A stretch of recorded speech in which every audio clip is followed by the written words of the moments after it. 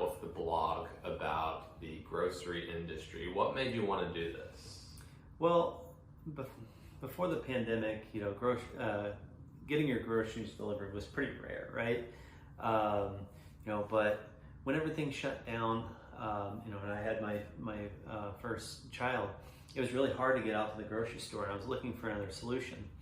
And grocery delivery popped up. It's been becoming somewhat popular. It was about 3% of the market pre-pandemic, and as of 2022, it's up to 12%, right? And I discovered that, hey, I could save like over 100 hours a year by getting my groceries delivered. And that's huge for anybody that's just, doesn't have any free time. And so anyways, at first it was really hard to get the whole basket. I'd pull up the app on different services and find that most of my groceries I could get, but then there was one or two items that I really needed, but I couldn't get delivered, and that just made it unviable. But as soon as I found a solution where I could get everything I needed delivered to my doorstep, it was a huge time savings and added a lot to my life, right? A huge benefit. And what are the current offerings out there to the everyday consumer? Well, most of the offerings right now are really built around speed. How fast can I get the deliveries to your door?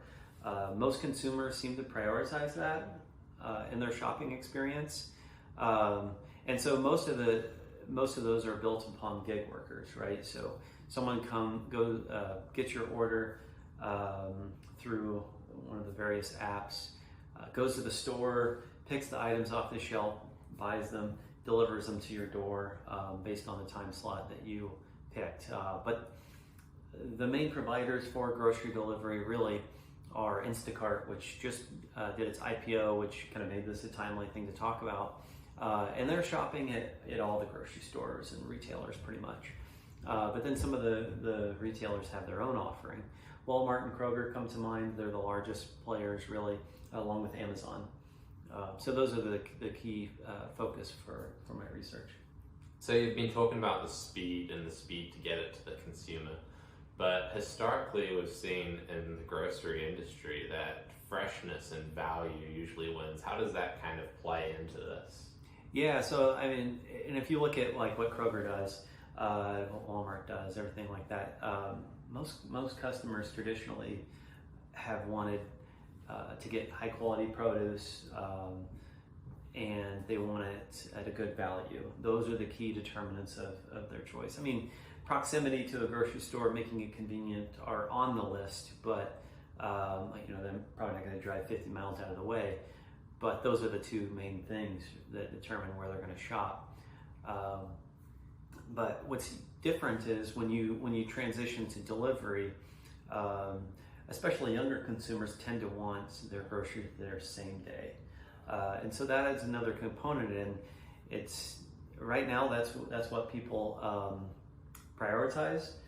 But we'll see how if that remains true in the future. I mean, the one cause for concern with that is that it appears that the same day delivery options, while popular, are not really profitable to anybody to provide. And the main reason for that really is you're just replacing your shopping hours and driving hours with the gig workers' hours for the most part. Mm-hmm. And you're being charged a very low dollar amount to do that. So nobody's really turning a profit there, from what I can tell. Mm-hmm. And from all these different strategies, we've really noticed that one's unique in the sense of Kroger. Why is that, and how is that? Yeah, and they've taken a lot of heat for their strategy, in part because it's taken them a lot longer to roll these things out. While they do participate in the click and collect, just like everybody else does, and that was a lot easier to do quickly, they've said, we're not going to use the stores as a distribution center like most of them are, which helps. If your stores are close to the consumers, that's why they're there, right? So it helps you get things quickly to your doorstep. but instead they focused on building automated fulfillment centers. So we're in Indianapolis. We have a spoke, their hub and spoke. So the hub is in Cincinnati. They have one facility in Indianapolis. That is an automated fulfillment center that they built from the ground up. And so they collect deliveries, delivery orders.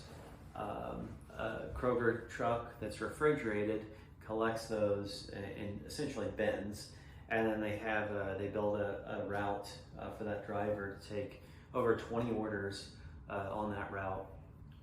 So it cuts out a lot of labor from it. You don't have someone picking off the shelves. These are robots building the orders, and then one driver going from house to house in a neighborhood or part of town, dropping off several orders.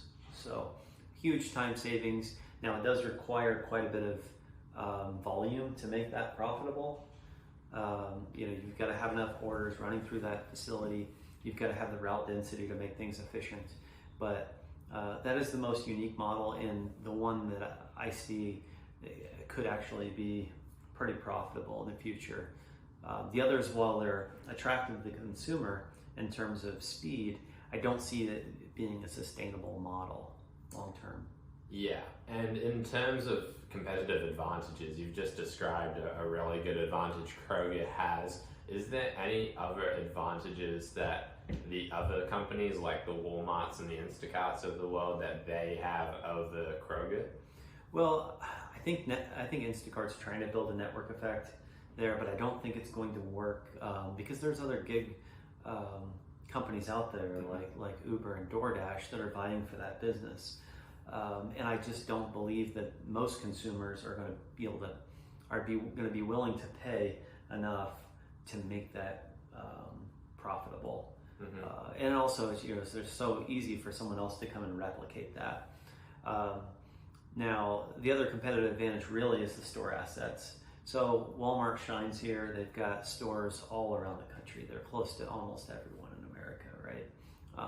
And so if someone's going to succeed in that speed market of getting things quickly, it's going to be them. They already are about a quarter of the grocery market, so they have the scale to be able to work down prices from their suppliers, and they've got those convenient store assets to get things quickly. They've also built a really interesting system they call their in-home service, where you can have your groceries delivered into your fridge or freezer, garage, whatever, and they're the only ones having that host of options out there. So if you're someone that prioritizes that, they're an obvious choice. Now, I have questions about whether that can be a profitable enterprise on its own. It might make sense for Walmart in the broader scheme of managing that customer relationship, but it's very difficult to make that a profitable delivery. Yeah, and for the everyday consumer, purchasing stuff online, a lot of people use Amazon, so what's kind of stopping them from just doing the same with their groceries as opposed to any of these other providers? You mean with Amazon? Yeah. Yeah, well, Amazon does have a pretty big market share in grocery delivery, though it's worth noting that Amazon has struggled in grocery. They bought Whole Foods a number of years ago, and that hasn't really worked out. They've tried opening up Amazon Fresh stores, all kinds in physical retail.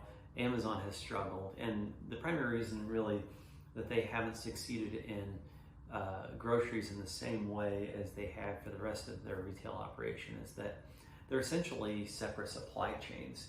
If you're going to deliver books or electronics, they can sit on one of those trucks or warehouses and be kind of treated more or less the same.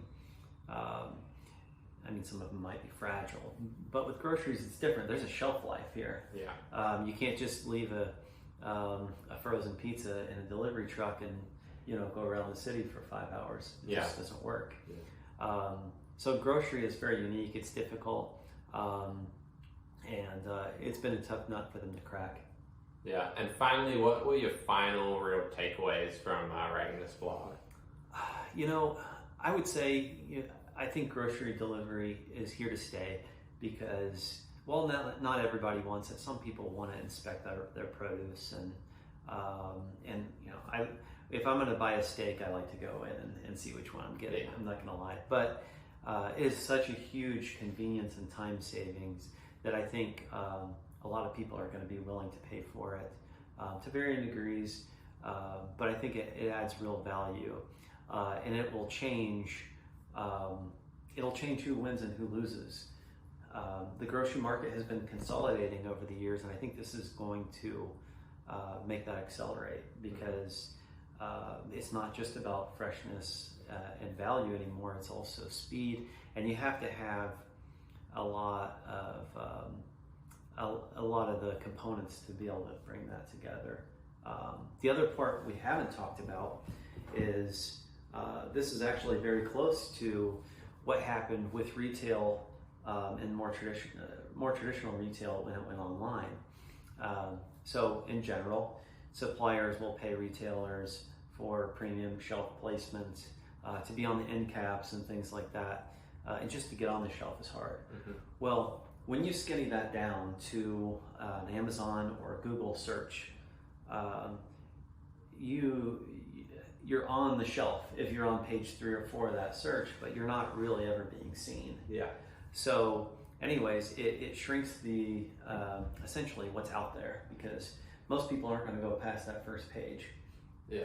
Where that's important is if I'm searching for, I don't know, bread or cereal, I'm going to see what's there, right? And all these services are selling ads so that you can get on top. Not any different really than what Google did. Yeah.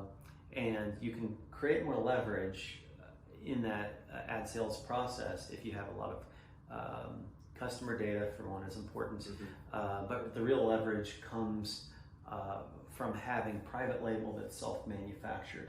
Yeah. And the reason why that's important is because if you're going to be able to pay for the cost of delivery, those private label self-manufactured products carry a significantly higher gross margin.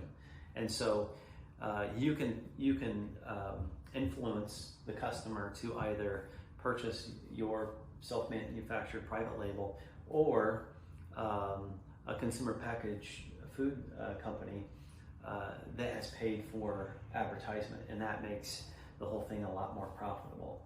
So Walmart and Kroger, again, stand out here in that they have a significant private label business and a lot of manufacturing capability. Mm-hmm. Awesome. Well, thank you so much, and we're really interested in seeing what is to come in the future in this blog series of yours.